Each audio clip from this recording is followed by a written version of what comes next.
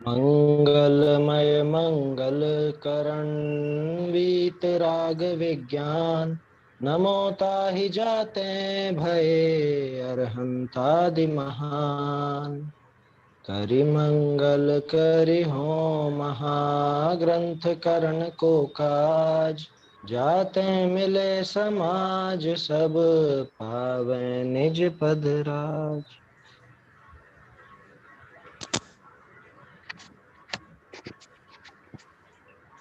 आवाज आ रही है ना मेरी? जी भाई साहब, आपकी आवाज क्लियर है। अच्छा, चलिए। मोक्षा प्रकाशक ग्रंथ पर अपनी चर्चा चल रही है, सम्यक चारित्र का अन्यथा रूप। और एकदम समझिए कि समाप्ति पर है ये चर्चा। एक पेज बाकी है, वैसे तो 1.5 पेज, लेकिन इसमें भी टोडरमल जी निरंतर वो जो अभिप्राय में छिपी हुई भूलें हैं, वो अभिप्राय की छिपी हुई भूलों को हमारे सामने पेश करते हैं कि किस तरह से ये जीव बाहरी कुछ क्रियाएं करके, कुछ वैसे परिणाम करके और सोचता है कि मैं सम्यक चारित्र वाला हो गया, या मैंने सम्यक चारित्र प्राप्त कर लिया है, मैं मोक्ष मार्गी हूँ। इस तरह से उसके दिमाग में चलता रहता है, जबकि अंदर से रागादि करने का अभिप्राय छूटता नहीं। टोडरमल जी का बार बार एक ही स्वर सामने आ रहा है कि कषाय करने का अभिप्राय नहीं छूटता। वो किसी भी तरह से कुछ भी करके उसके अंदर में जो कषाय करने का अभिप्राय है उसी को पुष्ट करता रहता है। वो अभिप्राय इसका छूटता नहीं है। कल भी हमने बात की थी परिशय तपश्चरण आदि के संबंध में कि परिशय तपश्चरण आदि करता है, अब वहां पे दुख होता है तो उसका इलाज नहीं करता। क्यों नहीं करता? क्योंकि अभिप्राय में तो ऐसा पड़ा हुआ है कि अगर इनका इलाज करेंगे, यानी स्वावस्था से अगर इनको नहीं सहें और विषय भोग आदि को ही सहन करें, मतलब विषय भोग आदि को ही भोगें, तो सीधे नरक निगोद आदि में जाना पड़ेगा, नरक निगोद आदि की प्राप्ति होगी और वहां बहुत दुखी होंगे। तो उस दुख से डर करके इनको करता है। वास्तव में खुद ने अभिप्राय में इनको बुरा समझ करके नहीं छोड़ा, या अभिप्राय में अभी भी परिशय आदि के प्रति तो ऐसी बुद्धि पड़ी हुई, द्वेष रूप बुद्धि, कि जहां इसका विचार ऐसा चलता है, अरे हैं तो बुरे, हैं तो अनिष्ट, लेकिन मुझको तो सहन करने पड़े। उसके पीछे क्या क्या विचार चलते हैं वो भी दिखाए टोडरमल जी ने कि परवशता से वहां पे दुख भोगा है पहले, यहाँ स्ववशता से थोड़ा सा दुख भोग लेवे तो आगे दिक्कत नहीं आएगी, आगे दुखी नहीं होना पड़ेगा। तो अभी भी वो स्वर्ग का लोभ अथवा नरक का दुख, ये दोनों भय और लोभ, ये इन दोनों के कारण यहाँ पे अभी भी परिशा सहन करता है। परिशा में अनिष्ट बुद्धि नहीं मिटी, इष्ट अनिष्ट पने की बुद्धि तो अभी भी बनी हुई ही है। या फिर एक विचार और चलता है इसका, कौन सा? कि ते कर्म पूर्व किए खोटे, सहे क्यों नहीं जी रहा, कि भाई जो मैंने कर्म बांधे हैं वो तो मुझको सहन करने ही पड़ेंगे, माने उन कर्मों का फल अनिवार्य समझ के, और कि क्या करें, अब अपन ने बांधे हैं तो भोगना तो पड़ेगा ही सही। तो वहां भी इसको अध्यात्म का विचार बिल्कुल नहीं। चौथी बात एक और देखी थी अपन ने, पर्याय दृष्टि और द्रव्य दृष्टि वाली बात है कि पर्याय दृष्टि से वो जो शरीर आदि की अवस्था है, परिशा आदि रूप अवस्था है, उनको किसकी मानता है कि ये मुझे हुई, क्योंकि मुझे सहन करनी है, मेरी है, मैं इनका करता हूं। द्रव्य दृष्टि से अपने आत्मा और शरीर की भिन्नता को नहीं पहचानता। द्रव्य दृष्टि से वो जो परिशा आदि अन्य पदार्थ हैं और स्वयं जो आत्मा है उनकी भिन्नता को नहीं पहचानता। कहने का अर्थ यह है कि अभिप्राय की खोट बहुत गहरी बैठी हुई है। वहां पर न तो द्रव्य दृष्टि है और पर्याय दृष्टि भी सच्ची कहाँ है। अन्य की पर्याय में अपनी पर्याय मिलाता है, अपनी पर्याय में अन्य की पर्याय मिलाता है। वही सात तत्व संबंधी भूल खड़ी हो जाती है। अपना अंश भी पर में ना मिलाना, तो ये मिला रहा, पर का अंश अपने में मिला रहा है, खुद को अन्य का कर्ता धर्ता समझ रहा है, उनका भोक्ता समझ रहा है। ऐसी अभिप्राय की भूल पड़ी। अब इसके त्याग आदि भी बता रहे हैं, क्योंकि त्याग भी तो करता है ना, वो बहुत सारी चीजें छोड़ी हैं, आखिरकार द्रव्य लिंग धारण किया है, तो ऐसे ही तो नहीं हो जाता।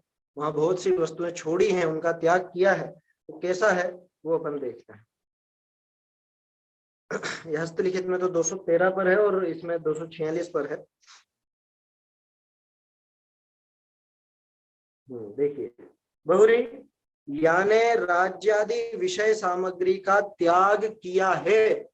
है ना। यहाँ एक छोटा सा संशोधन है, यहाँ आपके हिंदी में लिखा है तथा उसके राज्याधिक विषय सामग्री का त्याग है। त्याग व्याग है नहीं, इसने त्याग किया है।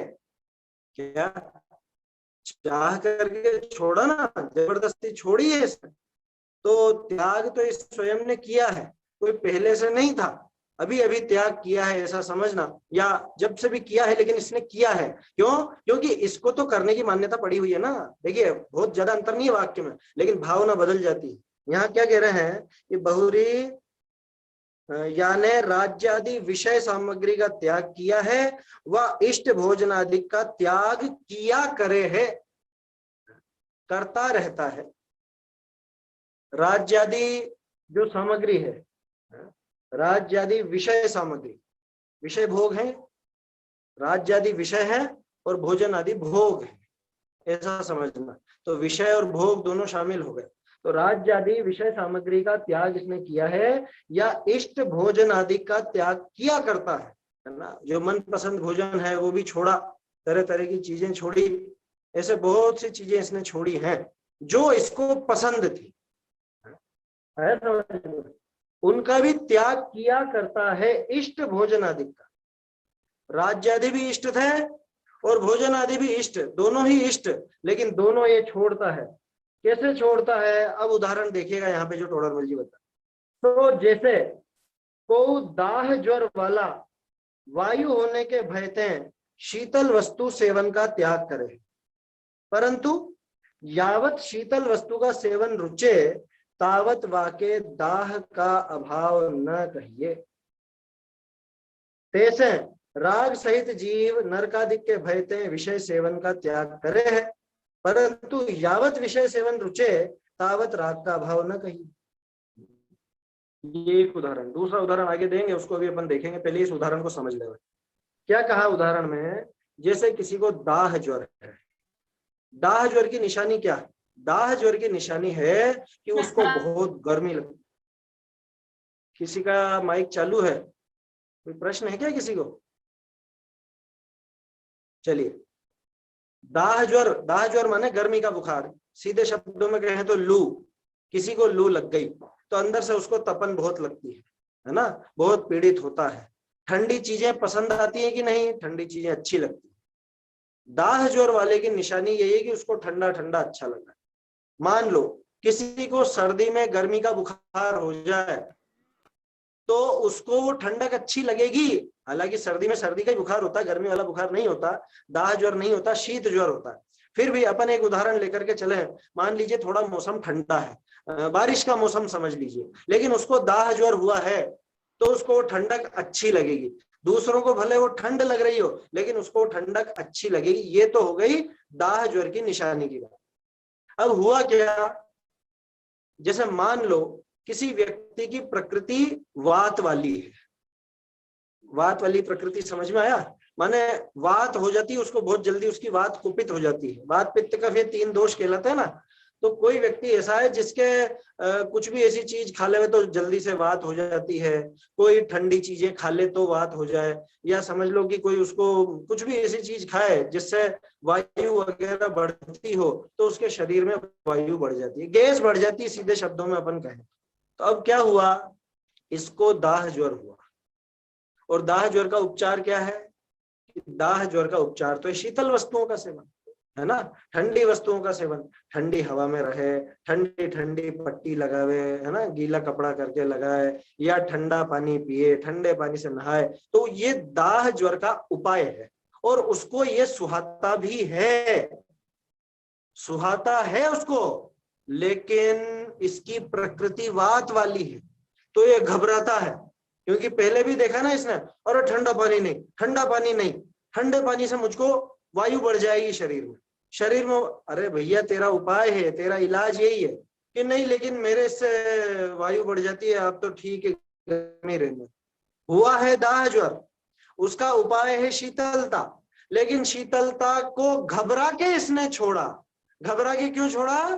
क्योंकि अरे मैं शीतल वस्तु का सेवन करूंगा, ठंडा पानी पीऊंगा, ठंडे पानी से नहाऊंगा, मेरे वायु बढ़ जाएगी, या मेरे कुछ ना कुछ ऐसी वात जो है वो कुपित हो जाएगी। ऐसी इसकी स्थिति हो रही। तो वो क्या करता है कि भले ही दाह ज्वर का उपाय शीतल वस्तुएं हैं, लेकिन उन शीतल वस्तुओं को ये छोड़ देता है, दूर ही रहता है इनसे। क्यों? क्योंकि उससे इसकी वात कुपित हो जाती।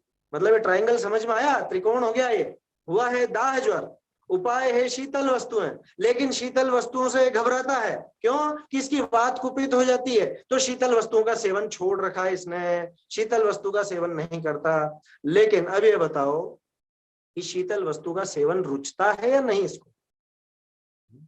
कि रुचता तो है, अच्छा तो लग रहा है। क्यों अच्छा लग रहा है? क्योंकि दाह ज्वर है। दाह ज्वर की निशानी यही है कि उसको शीतल वस्तु का सेवन अच्छा लगता है, लेकिन वो तो डर के मारे शीतल वस्तु का सेवन नहीं करता।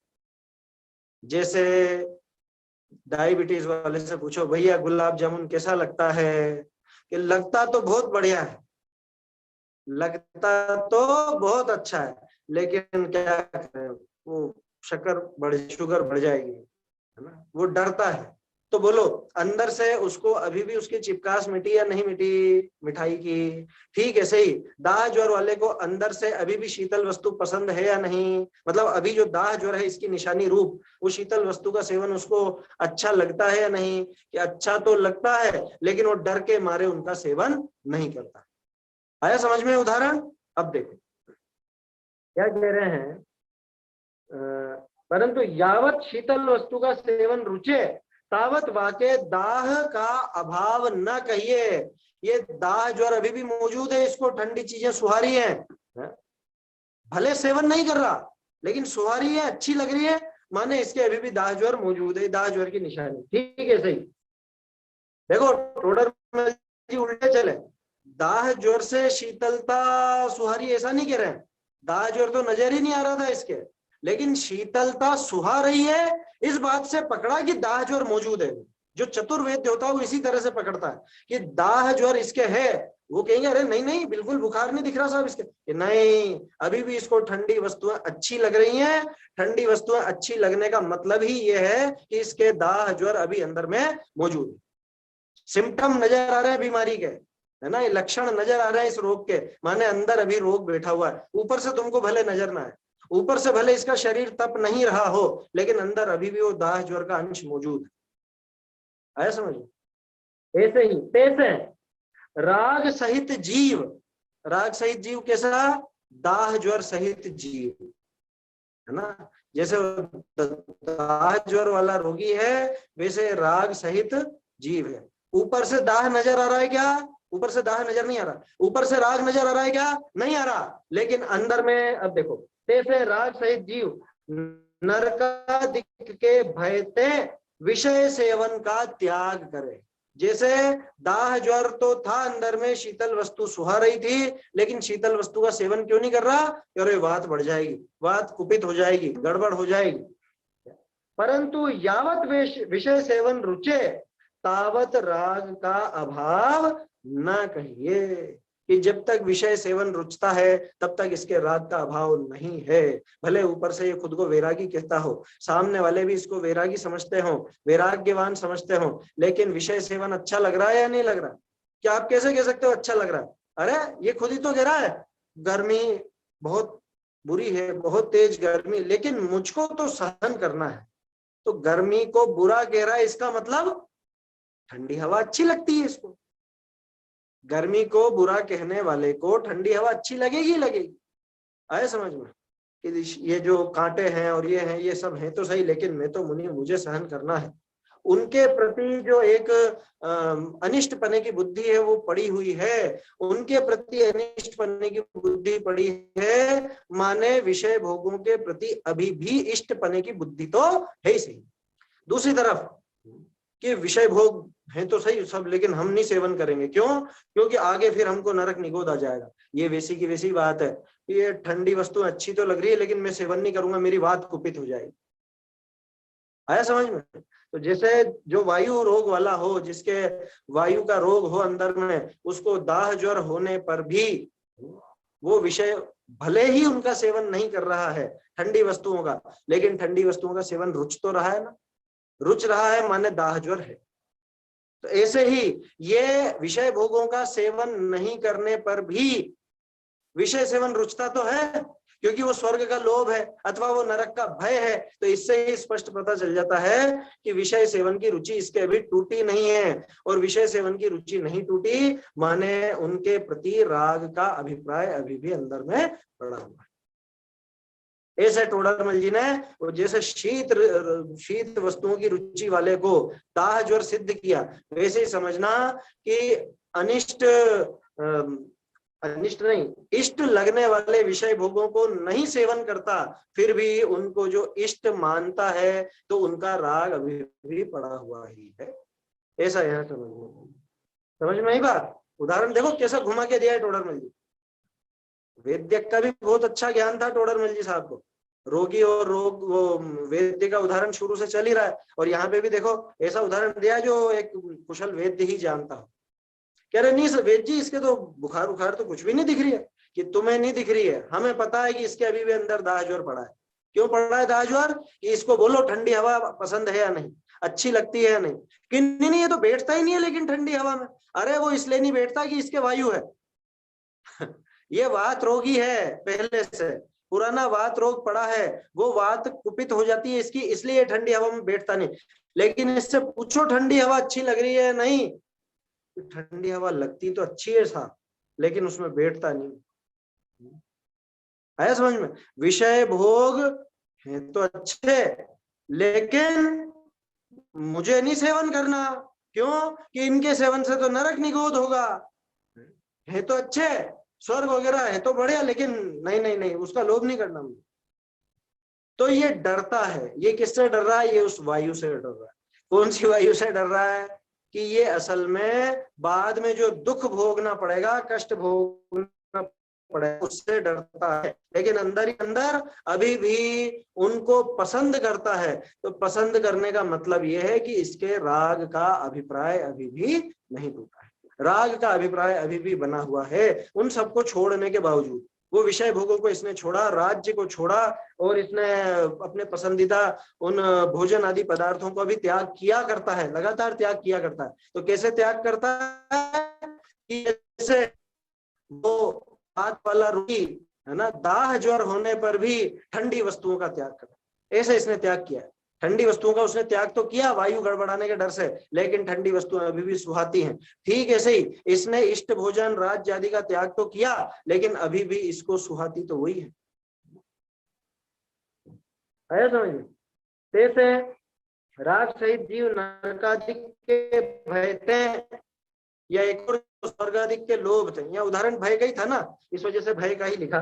भयते विषय सेवन का त्याग किया है, परंतु यावत विषय सेवन रुचे तावत राग का अभाव न कहिए। जब तक विषय सेवन रुचता है तब तक इसके राग का अभाव बिल्कुल भी नहीं है, राग का अभाव नहीं हुआ है।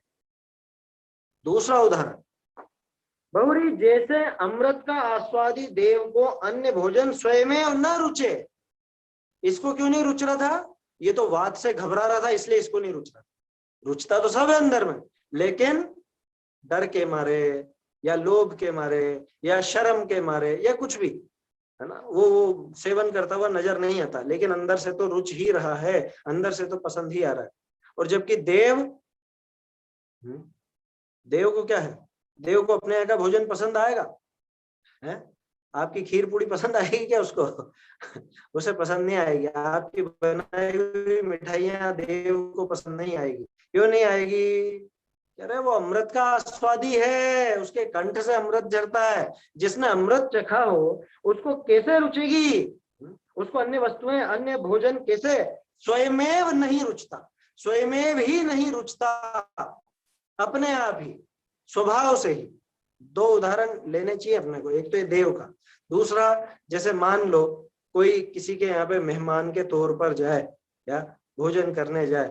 मान लो मैं आया आपके यहाँ, है ना, आपने बहुत कुछ ऐसे पकवान वगैरह बना के रखे और अच्छे भी लगे, लेकिन शर्म के मारे में एक से दूसरी बार मांगूंगा नहीं, है ना। रुचता तो है और आप पूछते हो कि एक और लो, एक और, नहीं नहीं नहीं, नहीं। शर्म के मारे नहीं नहीं कह रहा हूं, और मन से तो, मन में तो वो चीज हाँ और ले सकता हूँ, मन में तो वो चीज रुचि है, लेकिन ऊपर से क्या कहता हूँ शर्म के मारे, अरे नहीं नहीं नहीं। समझ में ही बात? तो अंदर वो जो लोक लाज का भय पड़ा हुआ है, अंदर वो जो शर्म का भय पड़ा हुआ है, उसकी वजह से मैं वो पसंद आने वाली वस्तु को भी नकार देता हूं। देव क्यों नकारता है? क्योंकि देव को वास्तव में नहीं रुचती। ये अंतर समझना ज्ञानी और अज्ञानी। कि ज्ञानी को सहज रूप से ही वो अन्य विषय भोग आदि रुचते नहीं है। क्यों? क्योंकि असली स्वाद, असली सुख उसने चख रखा, तो बाहर में सुख लगता नहीं है। और ये अरे नहीं नहीं नहीं, अपने को सेवन नहीं करना। क्यों नहीं करना? अच्छे नहीं है क्या? नहीं नहीं, अच्छे तो हैं, लेकिन इससे आगे फिर नरक निगोद जाना पड़ेगा, इससे आगे फिर वो सुख की प्राप्ति नहीं होगी, तो इसलिए वो घबरा करके छोड़ता है। अंदर से रुचि तो पूरी बनी हुई है। देखो, तो जैसे अमृत का आस्वादी देव को अन्य भोजन स्वयं न रुचे, कि जिसने अमृत चख रखा है उसको अपने आप ही वो भोजन नहीं रुचता, तैसे स्वरस के आस्वाद करी विषय सेवन की अरुचि याके न हो। उल्टा उदाहरण दिया है कि जैसे देव को नहीं रुचता स्वयमेव, ऐसे इसको नहीं रुचता हो ऐसा नहीं है। आया समझ में? इसकी जो अरुचि है वो डर के मारे है, वो सहज नहीं है। ऐसा विपरीत उदाहरण है। होना तो ये चाहिए था कि जैसे देव अपने अमृत का आस्वाद करता है, इसलिए उसको अन्य भोजन बिल्कुल भी अपने आप ही नहीं रुचता, अपने आप ही पसंद नहीं आता, ऐसे इसको भी विषय भोग अपने आप ही नहीं रुचने चाहिए थे। लेकिन ऐसा नहीं हुआ। अगर इसको स्वरूप का आस्वाद होता, स्वरूप का आस्वादन होता, तो विषय भोगों में अपने आप ही इसका रस नीरस हो जात तत्क्षण अक्ष विषय नहीं भावे जब निज आत्म अनुभव आवे। वो दशा नहीं हुई इसके, वो दशा हो जानी चाहिए थी, वो दशा नहीं हुई। अमृत के आस्वादी देव को अन्य भोजन स्वयं न रुचे, तैसे स्वरस का आस्वाद करी। भाई इसको जो अरुचि हुई है स्वरस के आस्वाद के कारण हुई क्या? इस स्वरस का आस्वाद तो आज तक हुआ ही नहीं इसके। स्वरस का आस्वाद करी विषय सेवन की अरुचि याके न हो है, कि इसके जो विषय सेवन की अरुचि है वो अरुचि हुई तो है, कैसे हुई है? लेकिन वो आगामी भय से या आगामी लोभ से, है ना, आने वाले अगले भवों के भय अथवा लोभ के कारण इसके वो अरुचि हुई है, स्वयमेव नहीं हुई है। स्वयमेव तो वैसी होती है जैसे उस देव को, उस देव को विकल्प ही नहीं आता कि चलो आज नीचे चले, यहाँ पे मनुष्यों के कुछ कुछ खा करके आए हैं। उसको भी थोड़ा बाजार का कुछ खाने का मन तो होता होगा देवों को, क्या कि चलो आज पानी पताशे बर्गर पिज्जा वगैरह कुछ कुछ। देखो ये भी लक्षण है, जिसको सहज अपने आप ही नहीं रुचती, ऐसा जैन, असली जैन, जिसको बाजार की ये बेकार वस्तुएं नहीं रुचती, वो आगे देव होने वाला है। जैसे देवों को नहीं रुचती ना, ऐसे इसको नहीं रुचेगी। और जिसको ये रुच रही है ना, जो बिल्कुल अभक्ष है, बाहर के बाजार की वस्तुएं रुच रही हैं, वो कैसा है? कि वो वैसा है, अब क्या कहें, कैसा उदाहरण देते शर्म लगती है। जैसे कहीं पर पहले के जमाने में आपने देखा होगा, जीवन होता था, पंगतें लगती थी, उसके बाद वो पत्तलें उठाकर बाहर फेंक दिया करते थे, है ना। तो उसकी जूठन चाटने के लिए जैसे कुत्ते आ जाते हैं, देखा होगा, देखा चाटते हुए कुत्तों को, अथवा और क्या कहूँ, सुअरों को। समझ में ही बात, प्रैक्टिकल उदाहरण दे रहा हूं मैं, किसी को गाली नहीं दे रहा हूं, किसी को जानवर नहीं कह रहा हूं। लेकिन जैसे उनको वो रुचती है, क्या अरे आज तो बहुत बहुत स्वादिष्ट मिल गया, क्या चीज? वो जूठन। ऐसे कोई जो बाहर का, समझ लो जिसको बाहर के ये जो क्या कहते हो फास्ट फूड, या क्या बोलते हैं उसको, ट्रेश फूड क्या बोलते हैं, केन फूड बोलते हैं ना, डब्बा बंद खाना, डब्बा बंद भोजन, चाइनीज फूड। हाँ चाइनीज है, जंक फूड है, जंक फूड कहलाता है। जंक माने वैसे ही कचरा होता है। अब वो चाइनीज खाना है, पिज्जा बर्गर और क्या बाजार का जो कुछ भी है, पानी पताशे या कचौरी समोसा, जिसको जो शौक है, तो ऐसा खाने वाला उस तरह का समझना। कैसा? कि जैसे वो पंगत के बाद बाहर में पत्तल चाटने के लिए आ जाते हैं, ऐसे ये वहां पहुंच जाता है। आगे मिलने वाला भी नहीं है, वो भी एक कारण है कि आगे बराबर भोजन ही नहीं मिलने वाला, तो अभी से उसकी प्रैक्टिस चल रही है। और इधर कि जो नहीं खाता उसकी वो देवगति की प्रैक्टिस चल रही है, कि वहां देव होने के बाद भी नहीं रुचेगा, अभी से ही नहीं रुचता। जिसको अभी से नहीं रुचता सहज ही वो बाहर का भोजन, वो उसको अगले भव में भी सहज ही नहीं रुचेगा। आया समझ में? और जिसको उसी की लालसा पड़ी हुई है, उसको अगले भव में भी उसी की लालसा बनी रहेगी, ऐसा समझ लो। खैर ये तो प्रसंगवश अपन ने उदाहरण वैसा आया, इस वजह से वो बात कर ली।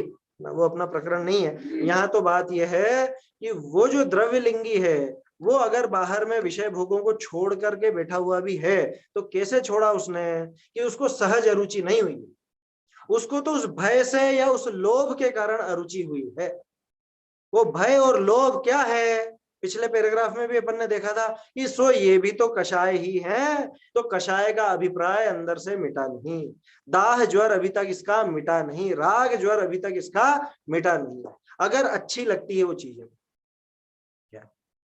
है ना, जैसे किसी बच्चे को, जैन घर का बच्चा हो, अब वो दूसरों को देख के उसका मन तो चलता है, लेकिन वो माँ बाप के चक्कर में या उनके दबाव में, माँ बाप समझदार हो तो उसको नहीं खाने देते, तो दबाव में, कि नहीं इच्छा तो होती है, सब खाते हैं चॉकलेट वगैरह तो, लेकिन क्या करें, हम तो जैन है ना, है?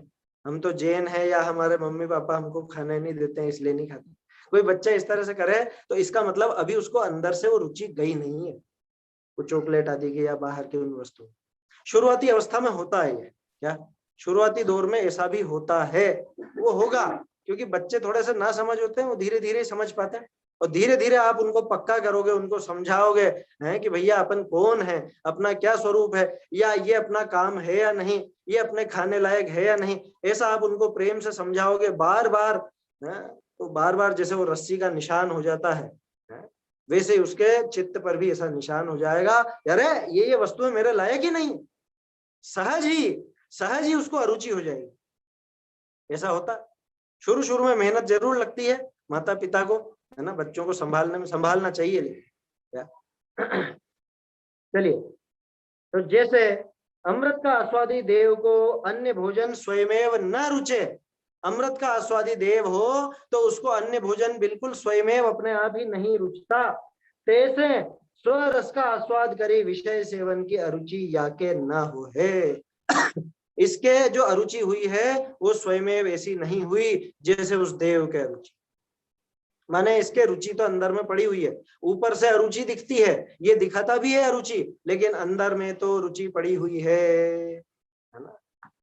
देखिए, या प्रकार फलादिक की अपेक्षा परिशा सहनादिक को, एक मिनट, हाँ, फलादिक की अपेक्षा परिशा सहनादिक को सुख का कारण जाने हैं और विषय सेवनादिक को दुख का कारण जाने हैं। बहुरी, अच्छा ये तो अगला पैराग्राफ हो गया, जबकि इससे जुड़ सकता था, जुड़ी हुई जैसी पंक्तियां थी। क्या कह रहे हैं यहाँ, इस प्रकार फलादिक की अपेक्षा, कि आगामी फल देख करके, माने आगामी अगर ये विषय सेवन का, विषय भोग आदि का सेवन में करता हूं तो आगामी मुझको दुख उठाना पड़ेगा, और अभी मैं अगर परीक्षा आदि सहन करता हूं, अभी इनका त्याग करता हूं विषय भोगों का, तो आगामी मुझे सुख मिलेगा। तो इसने क्या जाना कि आगामी सुख का कारण तो ये विषय भोगों का त्याग है ना, परीक्षा आदि का सहन और विषय भोगों का त्याग, ये मेरे आगामी सुख का कारण है, और ये जो विषय भोगों का ग्रहण है, विषय भोगों का सेवन है, ये मेरे आगामी दुख का कारण है। तो बोलो, अभी भी पर पदार्थ को सुख का कारण और दुख का कारण मान रखा है या नहीं, पहली बात। दूसरी बात कि आगामी वो फल क्या आएगा उस पर दृष्टि रख करके इनको भला और बुरा कहता है, सहज रूप से नहीं कहता, आगामी वो देख करके। अब देखो एक और बात, ये तो आगामी की बात हो गई, तत्काल में कैसा मानता है बहुरी, तत्काल विषय परिशा सहनादित्य दुख होना माने, ये वास्तव में लाइन इसके साथ जुड़नी चाहिए, पैराग्राफ समाप्त नहीं होता, क्योंकि यह इसकी मान्यता खुल रही है, दोनों लाइनें मिलाकर देखोगे कि इनको किसको वो मान रहा है दुख का कारण, विषय सेवन को। कब मान रहा है, यार आगे फल बुरा आएगा इसलिए। तत्काल में कैसे है कि तत्काल में तो लिखा ना ये, एक सेकंड कहाँ चली गई लाइन, बहुरी तत्काल विषय परिशा सहनादित्य दुख होना माने है, और विषय सेवनादित्य सुख माने, कि भविष्य की दृष्टि रख करके विषय सेवन आदि को दुख का कारण मानता है, लेकिन तत्काल में तो उन विषय सेवन को सुख का कारण मानता। कह रहे है तो सुख, है तो सुख, लेकिन मुझको नहीं सेवन करना, मुझे विषय सुख नहीं भोगना है। क्यों? क्योंकि आगामी दुख होगा, तो आगामी दुख का कारण मानता है, लेकिन तत्काल में क्या मानता है कि तत्काल में तो उनको सुख का ही कारण मान रखा है, माने तत्काल इनसे प्रत्यक्ष तो सुख ही आता है साहब, आता तो सुख ही है, लेकिन मुझे सेवन नहीं करना है। या परीक्षा आदि, अब ये तो सही, देखो काम तो खतरनाक है परीक्षा सहन का, गर्मी सेवन सहन करनी पड़ती है, सर्दी सहन करनी पड़ती है, शीत उष्ण दंश मशक नाग्न अरति स्त्री चर्या निषद्या शैया आक्रोश, ये सब चीजें चलती हैं, है ना, 22 प्रकार के परीक्षा। तो इन सबका सहन करना है तो सही, कठिन तो है, दुख तो होता है, तत्काल में तो दुख होता है, लेकिन आगामी अच्छा रहेगा, आगामी अच्छा रहेगा। ये बताओ, तत्काल में जिन वस्तुओं में सुख दुख की बुद्धि पड़ी है उनमें इष्ट अनिष्ट पने की बुद्धि होगी या नहीं होगी? जिसमें मैं सुख मानता हूं उसको इष्ट मानूंगा या नहीं? जिसमें मैं दुख मानता हूं तत्काल में उसको अनिष्ट मानूंगा या नहीं? तो इष्ट अनिष्ट पने की मान्यता कहाँ टूटी? यही बता रहे हैं यहाँ पे टोडरमल जी साहब। देखो, बहुरी तत्काल विषय परिचय सहन आदित्य दुख होना माने है, विषय सेवन आदित्य सुख माने है। बहुरी जिनते सुख दुख होना मानिए तीन विषय इष्ट अनिष्ट बुद्धि ते राग द्वेष रूप अभिप्राय का अभाव होई नहीं। ये वास्तव में ये जो आया था ना, इस प्रकार से लेकर के ये लाइन यहां तक आप पढ़िए और ज्यादा अच्छे से क्लियर होगा। मैं फिर से पढ़ता हूं। इस प्रकार फलादिक की अपेक्षा परिचय सहनादि को सुख का कारण जानता है भविष्य का, और विषय सेवन आदि को दुख का कारण जानता है भविष्य का, और तत्काल में परिचय सहन आदि से दुख होना मानता है और विषय सेवन आदि से सुख मानता है। बोलो, वर्तमान में भी सुख दुख की बुद्धि पड़ी है, भविष्य में भी सुख दुख की बुद्धि पड़ी है, तो जिनसे सुख दुख होना माना जाए उनमें इष्ट अनिष्ट बुद्धि से राग द्वेष रूप अभिप्राय का अभाव नहीं होता। आया समझ में? ये दोनों लाइनें मिला करके पढ़ेंगे तो बहुत आसानी से क्लियर हो जाए कि भविष्य में भी देखो राग द्वेष की इष्ट अनिष्ट की बुद्धि है, तत्काल में भी इष्ट अनिष्ट की बुद्धि है। भले ही वो विषय बदल गए हो, भविष्य में जिससे सुख होना मान रहा है तत्काल में उससे तो दुख होना मान रहा है, फिर भी इसीलिए उसका सेवन कर रहा है। भविष्य में जिससे दुख होना मान रहा है वर्तमान में उससे सुख होना मान रहा है, तो उसको अभी वर्तमान में छोड़ रहा है। लेकिन उनमें जो इष्ट पने की या अनिष्ट पने की मान्यता पड़ी हुई है, तो राग द्वेष का अभाव कहाँ छूटा? एक बात, पहली बात तो है कि राग द्वेष का अभाव कहाँ छूटा। दूसरी बात, अरे विषय सेवन को अभी भी इसने इष्ट मान रखा है, क्योंकि पूछो इससे तत्काल में कैसे है। ये दूसरी लाइन इसीलिए लिखी टोडरमल जी कि तत्काल में तो सुख के कारण है विषय सेवन, तत्काल में सुख का कारण है, माने इष्ट है, इष्ट वस्तु है, तत्काल में तो सुख देने वाले है ना ये विषय भोग, ऐसा मानकर बैठा है। यानी वर्तमान में भी इसने उन विषय भोगों को सुख का ही कारण मान रखा है। अरे और बताओ, भविष्य में भी सुख का कारण मान रखा है। कैसे? कैसे? कि वो जो त्याग किया है उसके फल में क्या मिलेगा? कि उसके फल में सब सुख सामग्री मिलेगी। कौन सी सुख सामग्री मिलेगी? मोक्ष की तो बात ही नहीं, स्वर्ग के भोग ही तो मिलेंगे। तो घूम फिर करके बात यही आ गई कि उन विषय भोगों में अभी भी सुख पने की बुद्धि पड़ी हुई है ना, उनमें अभी भी सुख मानता है वर्तमान में भी। भले इसने उन सबका त्याग कर दिया हो, वो राज्य आदि छोड़ दिए हो या वो इष्ट भोजन आदि छोड़ दिया हो, लेकिन फिर भी उनमें इष्ट पने की मान्यता इसकी अभी भी पड़ी हुई है। वो तो जैसे दाह ज्वर वाले ने, भले ही दाह ज्वर में वो चीजें अच्छी लगती हैं, है ना, दाह ज्वर की निशानी है कि वो अच्छी लगती है, फिर भी क्यों सेवन नहीं करता? वात रोग वायु रोग बढ़ जाएगा इसलिए सेवन नहीं करता। ठीक ऐसे ही ये भी उन विषय भोगों का सेवन नहीं करता, वर्तमान में भी इसने उनको भला तो मान ही रखा है। समझ में? ऐसा है यहाँ। तो इष्ट अनिष्ट बुद्धि ते राग द्वेष रूप अभिप्राय का अभाव हो ही नहीं। जब कोई पदार्थ इष्ट या अनिष्ट भाषित होता है तो राग द्वेष पैदा हो जाता है, कषाय भाव पैदा हो जाते हैं। जब कोई पदार्थ इष्ट या अनिष्ट भाषित नहीं होता तो राग द्वेष भी पैदा नहीं होता। आखिरी प्रश्न था ना कषाय वाले पाठ में, कषाय पैदा क्यों होती है और मिटे कैसे? वो की वही बात है। क्या कह रहे हैं? तो इष्ट अनिष्ट बुद्धि थे राग द्वेष रूप अभिप्राय का अभाव हो ही नहीं। बहुरी जहां राग द्वेष है तहां चारित्र हो ही नहीं। लो, जहां राग द्वेष है वहां चारित्र नहीं है कि बिल्कुल नहीं है कि अच्छा सम्यक दृष्टि के भी? अरे वो बात छोड़ दो, अभी वहां राग द्वेष छूटे हैं।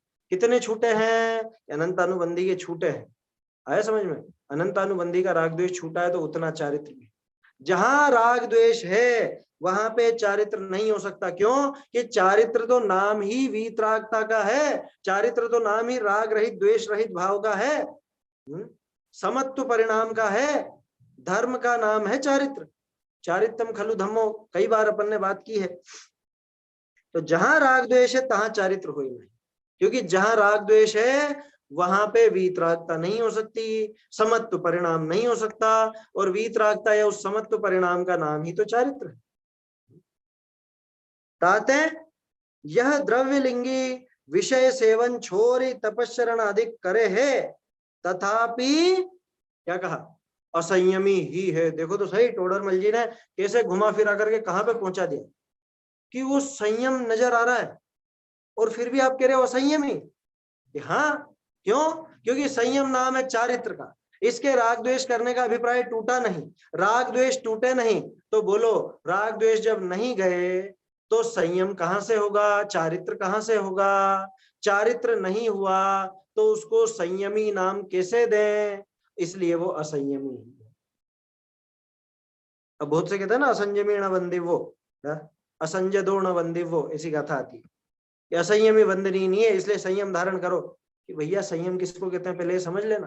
कोरा बाहरी वो आचरण का नाम संयम नहीं है, और कोरा वो बाहरी आचरण हो फिर भी उसको यहाँ पर असंयमी कह रहे हैं। किसको कह रहे हैं? द्रव्यलिंगी मुनिराज को सीधे असंयमी कह दिया। द्रव्यलिंगी मुनिराज, भाई सीधी सी बात है, पहले गुण स्थान में संयम होता है क्या? पहले गुण स्थान वाले को किस अपेक्षा से संयमी कह देंगे? तो कोई अपेक्षा नहीं है इस तरह की। मिथ्या दृष्टि जीव को संयमी नहीं कहा जा सकता। तो जब मिथ्या दृष्टि को संयमी नहीं कह सकते तो फिर ये असंयमी ही तो हुए। मुनिव्रत धार अनंत बार ग्रेवक उपजायो, फिर भी असंयमी ही नाम पायो। क्या असंयमी नाम मिल रहा है? फिर भी इतना सब करके भी, 28 मूल गुणों का यथावत पालन करके भी असंयमी। गजब हो। इस सम्यक दर्शन नहीं है तो संयम कहां से हो जाए? पहले तो ये देखो, जब सम्यक दर्शन नहीं हुआ, यहाँ श्रद्धान सम्यक नहीं हुआ, तो संयम कैसे होगा? इसलिए असंयमी ही कहलाएगा वो। ताते यह द्रव्यलिंगी विषय सेवन छोरी तपश्चरण अधिक करे है। विषय सेवन छोड़ता है, अपने 5 इंद्रिय के जो विषय भोग जो इसको इष्ट लगते हैं उनको छोड़ता है। जैसे वो वात रोगी ने ठंडी चीजों का सेवन छोड़ दिया, यद्यपि दाह ज्वर है तो भी छोड़ दिया, तथापि असंयमी ही है, तथापि दाह ज्वर मौजूद ही है, क्योंकि रुच तो रही है वो ठंडी चीज। सिद्धांत विषय, अब देखो ये जो पंक्ति है ना, ये टोडरमल जी ने अलग से लिखी थी हाशिए में ऊपर। देखिए मैं आपको यहीं से दिखाता हूं, मतलब उसको जोर देने के लिए अलग से एक पंक्ति और लिखी टोडरमल जी ने।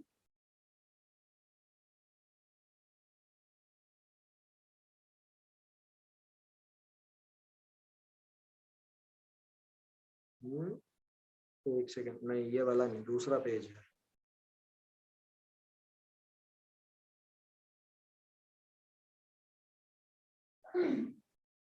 इसमें एक बहुत बढ़िया बात भी सामने आती है इस पेज में।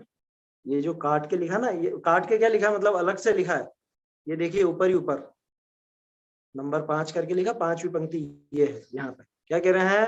तथापि असंयमी ही है। इसके बाद ऊपर लाइन जोड़ी, सिद्धांत विषय, है ना, दिख रहा है आपको हाशिए में ऊपर ही ऊपर। सिद्धांत विषय असंयत देश संयत सम्यक दृष्टि ते भी या को हीन कहा है। लो ये लाइन भी जोड़ी। किसको हीन कहा? कि जिसने बाहर में द्रव्यलिंग धारण कर रखा है, बाहर में जो 28 मूल गुणों का यथावत पालन करता है, उसको सम्यक दृष्टि और देश संयत सम्यक दृष्टि थे, असंयत और देश संयत दोनों जोड़ दिए। असंयत देश संयत सम्यक दृष्टि ते भी या को हीन कहा है। किसको? कि बाहर में वो मुनि वेश वाले को इनसे हीन कहा है। सिद्धांत में ध्यान रखिएगा, जाते वन के चौथा 5वां गुण स्थान है। अब यहां देखो जो मैं इशारा कर रहा था जिस बात के लिए, ये क्या लिखा हुआ है काटा हुआ? मोक्ष मार्ग है। क्या कह रहे हैं? जाते हैं वन के चौथा 5वां गुण स्थान है, मोक्ष मार्ग है, या के पहला ही गुण स्थान है। ये बाद में हालांकि काट दी है, अब पता नहीं है टोडरमल जी ने कि काटी या किसी और ने काटी, क्योंकि जो चीज टोडरमल जी खुद अलग से हाशिए में लिखेंगे उसको काटने क्यों लगे, ये काटी क्यों होगी और क्यों होनी चाहिए, उसके बारे में थोड़ी सी अपन बात करेंगे। पहले तो इन पंक्तियों को समझे अपन क्या कह रहे हैं कि वो बाहर में तपश्चरण आदि कर रहा है, विषय भोगों का उसने त्याग किया है, उसके बावजूद उसको क्या नाम दिया गया, असंयमी। ठीक है, एक बात असंयमी कह दिया, कोई दिक्कत नहीं थी, लेकिन उनको चौथे पांचवे गुणस्थान वालों से भी हीन बता दिया है, श्रावक से भी हीन, श्रावक से हीन बता दिया। टोडरमल जी की इतनी हिम्मत कैसे होगी? अरे टोडरमल जी से क्या पूछते हो, रत्नकरण जी में देख लो, अनगारो ग्रही श्रेयान निर्मोही मोहिनो मुने, वहां तो स्पष्ट है। ये तो जबकि रत्नकरण जी की बात है, और टोडरमल जी ने तो फिर भी सिद्धांत की बात की है कि सिद्धांत में उस द्रव्य लिंगी को किनसे हीन बताया, चौथे गुणस्थान और पांचवे गुणस्थान वाले श्रावकों से भी। एक तो असंयत है, दूसरा देश संयत है, और ये बाहर में संयम वाला है, बाहर में, असल में संयम नहीं है, क्योंकि असल में संयम तो तब होता है जब इधर सम्यक दर्शन होता, राग द्वेष का अभिप्राय टूटता, तब इसके संयम कहलाता। लेकिन वास्तव में विचार करके देखा जाए तो चूंकि इसके अभी मिथ्यात्व ही पड़ा हुआ है, मिथ्यात्व होने के कारण ये असंयत ही है, और वो चौथा वाला भी असंयत है, फिर भी वो ऊंचा क्यों, क्योंकि उसके कम से कम सम्यक दर्शन तो है, इसके सम्यक दर्शन भी नहीं, संयम भी नहीं। पांचवा वाला भी इससे ऊंचा, वो तो स्पष्ट ऊंचा होना था, उसके तो देश संयम आ गया, उसके तो एक देश संयम आ गया। कह रहे लेकिन इनके तो मुनिराज के व्रत हैं कि होंगे, लेकिन ये पहले गुण स्थान में, इसलिए असंयमी नाम ही पाते हैं। अब जो वो पंक्ति टोडरमल जी ने काटी थी, क्या मोक्ष मार्ग है, ऐसा कहा उन्होंने कि सिद्धांत में चौथे और पांचवे गुणस्थान वाले के तो चौथा पांचवा गुणस्थान बताया, द्रव्य लिंगी के पहला गुणस्थान बताया, चौथे पांचवे गुणस्थान वाले के मोक्ष मार्ग है, और इसके मोक्ष मार्ग नहीं है। एक और चीज मैं आपको बताना भूल गया, टोडरमल जी बिल्कुल पैरेलल चले थे उसमें।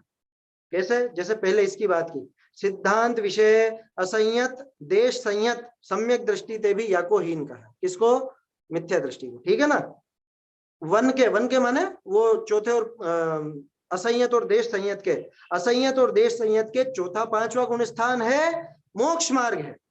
आगे इसकी लाइन लिखी कि इसके कौन सा है, कि इसके तो पहला ही गुण स्थान है और संसार है, वो संसार है भी काटा हुआ है, उसके मोक्ष मार्ग है काटा ऊपर से, और यहाँ से संसार है काटा। अब आप कह सकते हो काट दिया तो इस पे बात करने की आवश्यकता क्या है? हो सकता है टोडरमल जी उनके मोक्ष मार्ग नहीं मानते हो इसलिए काट दिया हो चौथे पांचवे गुणस्थान वाले के, इससे तो यही बात निकल के आती।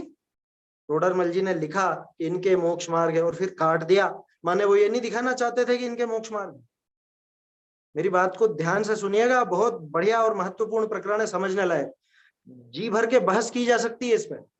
ये मोक्ष मार्ग है, टोडरमल जी ने काटा, इसका क्या मतलब निकाले हैं कि टोडरमल जी ये मानते थे कि असंयत और देश संयत वाले जो हैं, यानी चौथे और पांचवे गुणस्थान वाले के मोक्ष मार्ग नहीं है। तो वो बात सिद्ध हो गई ना कि मोक्ष मार्ग का प्रारंभ तो सातवें से होता, ये मानते थे टोडरमल जी, काटा है उन्होंने। क्या जवाब है अब आपके पास? अब इसका जवाब बताता हूं, अगला पेज निकालिए, 248 पेज, ऊपर ही ऊपर पहली पंक्ति, सकल संयम होने पर निरंतर होती, वो तो आगे की बात है ना। इसी से यह मोक्ष मार्गी हुआ है। कौन हुआ है? पीछे की लाइनें देख लीजिए, इसकी बात चल रही है सम्यक दृष्टि की। कहां सही? कि द्रव्य लिंगी के कदापि गुण श्रेणी निर्जरा नहीं होती, सम्यक दृष्टि के कदाचित होती, और देश व सकल संयम होने पर निरंतर होती है। इसी से यह मोक्ष मार्गी हुआ है। कौन? सम्यक दृष्टि। सम्यक दृष्टि और देश संयम वाले की आ गई ना बात यहां पर। यह मोक्ष मार्गी हुआ है, इसलिए द्रव्यलिंगी मुनि को शास्त्र में असंयत व देश संयत सम्यक दृष्टि से हीन कहा है। यहाँ लिखा है स्पष्ट, मोक्ष मार्गी हुआ है ना। शुरू में हम भी चकराए थे कि ये काटा क्यों, और पहली बात तो किसने काटा, तो इतना तो पक्का पता चल जाता है कि टोडरमल जी को तो इसको काटने की आवश्यकता नहीं थी। क्यों नहीं थी? कि अगले पेज पे ही आ ही गया, पहली पंक्ति में। टोडरमल और जी है ने ना, तो खुल के लिखा है। रत्न श्रावकाचार्य में तो लिखा ही है ना, गृहस्थो मोक्ष मार्गस्थो निर्मोह मोहिनो हाँ मुने अनगारी ग्रही हाँ, श्रेया निर्मोह मोहिनो मुने। गृहस्थो तो मोक्ष मार्गस्थो, क्यों गृहस्थ हाँ, मोक्ष मार्गी है, उसके तो मोक्ष मार्ग है। अब सोचिए जो लोग ये कहते हैं कि मोक्ष मार्ग यहाँ नहीं है, मोक्ष मार्ग तो आगे प्रारंभ होगा, अब उनको थोड़ा सा बल यूं मिल जाता है ये काटा हुआ है। बल्कि मुझे कई बार ऐसा लगता है कि इसमें बहुत सी चीजें ऐसी हैं जो बाद वालों ने किसी ने काट दी, बाद में किसी ने काट दी। आपको ध्यान हो, मैंने अभी कहा था, आपको फिर से पेज दिखाता हूँ। मोक्ष मार्ग है भी काटा, और उसके जो संसार दिखाया वो भी काटा। किसके? वो जो द्रव्यलिंगी है, द्रव्यलिंगी के संसार है ऐसा आखिर में लिखा हुआ था, वो भी काट रखा है। ये देखिए, ये मोक्ष मार्ग है ना, या के पहला ही गुण स्थान है। आगे देखो संसार, संसार भी काट रखा है। ये पांचवी पंक्ति में मिलाओ तो यहाँ पे मिल जाता है संसार ही है ऐसा। ये पांचवी पंक्ति जहां से छोड़ा था, ये असंयमी ही है, इसके बाद ये पंक्तियां जुड़ेंगी। यहाँ पे निशान बना रखा है ना, ये ही है के बाद यहाँ ये पंक्तियां ऊपर जुड़ती है। टोडरमल जी के लिखने की शैली भी इतनी जबरदस्त थी, जहां पे जोड़ना है ना वहां निशान देंगे तो उसी की सीध में चालू करेंगे। आप यहाँ देख सकते हैं, ये जो यहाँ निशान दिया, ये ऊपर और नीचे का, इसी की सीध में ऊपर लिख दिया और 5 नंबर डाल दिया कि 5वीं लाइन पे यहाँ पे जुड़े। ऐसी टेक्नोलॉजी टोडरमल जी के पास थी। और यहाँ पे ये जो काटी हुई चीजें हैं जिन पर अपन बात कर रहे थे, मोक्ष मार्ग है और संसार, संसार तो उसके है मिथ्या दृष्टि की, ये दोनों चीजें काट दी। मतलब क्या मालूम अब किसी ने जान करके काटी या सहज रूप से ही वो काटने में आई कि आगे दे रहे हैं इसलिए काट दी हो टोडरमल जी ने। लेकिन मुझे तो नहीं लगता कि टोडरमल जी ने काटी होगी। बहुत सी चीजें पहले भी मैंने आपको शायद 5वें अधिकार के समय बताया था, कुछ लोगों ने बाद में काटी है। कैसे पता चली बाद में काटी? क्योंकि जो प्रकाशित प्रतियां थी 50-60 साल पुरानी, उनमें वो चीज मिल रही थी और हस्तलिखित प्रति में काटी हुई थी। तो ये तो संभव ही नहीं है कि जो हस्तलिखित में कट गया वो छपने में कैसे आ गया। वो छपने में तभी आएगा जब वो कटा हुआ नहीं था उस समय, और लेकिन बाद में काटा इसलिए बाद में वो काटी हुई मिलती, ऐसा समझ। फिर चलिए, तो यहाँ ये स्पष्ट हो जाता है ये विषय कि जो तत्काल में तो इसने उनसे सुख मान रखा है, इनसे विषय भोगों से, और भविष्य में उनसे दुख मानता है। तत्काल में परिचय सहन से दुख मानता है, भविष्य में उनको सुख का कारण मानता है। तो पर पदार्थों में, उन विषय भोगों में अभी भी इष्टपने की बुद्धि तो नहीं निकली है, विषय सेवन आदि की बुद्धि अभी भी नहीं छूटी है ना। तो इष्ट अनिष्ट बुद्धि पड़ी हुई है, तो राग द्वेष का अभिप्राय पड़ा हुआ है, और राग द्वेष का अभिप्राय पड़ा है तो फिर इसके संयम नाम कैसे मिले, इसको संयमी कैसे कहें, ये असंयमी ही रहेगा। इसलिए ये द्रव्यलिंगी विषय सेवन छोड़कर तपश्चरण आदि करता है, विषय भोगों को छोड़ा है, तमाम कष्टों को सहन करता है, फिर भी असंयमी ही नाम पाता है। और सिद्धांत ग्रंथों में अगर देखें तो असंयत और देश संयत माने चौथे और 5वें गुण स्थान वाले से ये नीचा है, क्योंकि गुण स्थान अपेक्षा तो नीचा है ही सही, लेकिन सम्यक आदि की अपेक्षा भी बिल्कुल नीचा है। दूसरी बात, वो मोक्ष मार्गी है और ये मोक्ष मार्गी नहीं है, इसका तो मोक्ष मार्ग प्रारंभ ही नहीं हुआ। बाहर में वो सारा आचरण करके भी इसके मोक्ष मार्ग प्रारंभ नहीं हुआ, ऐसा यहाँ पर टोडरमल जी साहब बता लिखा ना, इसके पहला ही गुण स्थान। अब आगे बहुत बढ़िया प्रश्न आ रहा है, क्योंकि खलबली तो उठनी स्वाभाविक है कि साहब आप असली मुनिराज से इनको हल्का कहो वो तो समझ में आता है, आपने गृहस्थों से ही नीचा बता दिया इनको, है द्रव्यलिंगी को आपने गृहस्थों से ही नीचा बता दिया। हजम नहीं होती बात आसानी से। ये तो थोड़ा स्वाध्यायी है इसलिए नम्रता से पूछ रहा है, नहीं तो गैर स्वाध्यायी तो लड़ने, तुम्हारी हिम्मत कैसे हुई है? हम हमारे मुनिराज को, हमारे गुरुदेव को तुम चौथे 5वें गृहस्थ से भी नीचा बता रहे हो। ऐसा प्रश्न आगे आएगा, उसकी चर्चा अपन कल करेंगे, अभी समय हो गया है। जी एक सवाल है। हाँ बोलिए। ये एकत्व विभक्त आत्मा शब्द हाँ। से क्या समझना चाहिए? एकत्व विभक्त आत्मा शब्द से क्या समझना हाँ। चाहिए? एकत्व और विभक्त माने एकता को प्राप्त और विभक्ति को प्राप्त। किससे एकता को प्राप्त, किससे विभक्ति को प्राप्त? कि स्वयं अपने शुद्ध स्वभाव से जिसका एकत्व पड़ा है। माने मेरी एकता किससे है? कि मेरी आत्मा से, है ना, मेरे शुद्ध स्वभाव से। और विभक्त माने होता है अलग, विभाजन बोलते हैं ना, विभाजन, जी। कि घर का विभाजन हो गया, संपत्ति का विभाजन हो गया, तो जिनमें विभाजन हो जाता है वो कहलाते हैं विभक्त। तो ये आत्मा विभक्त भी है। किससे विभक्त है? कि परद्रव्यों से, शरीर से, शरीर से संबंधित अन्य वस्तुओं से, तो उनसे तो है विभक्त, और स्वभाव से है एकत्व। तो इसलिए आत्मा को कहा एकत्व विभक्त आत्मा। अपने स्वभाव से एकत्व, पर द्रव्यों से विभक्त, ऐसा समझना चाहिए। स्पष्ट है? जी है ना? जी। चलिए समाप्त करते हैं। निज निधि निज में बताई यह अनंत उपकार है, इसके लिए जिन वाणी माँ को वंदना शत बार है, वंदना शत बार है।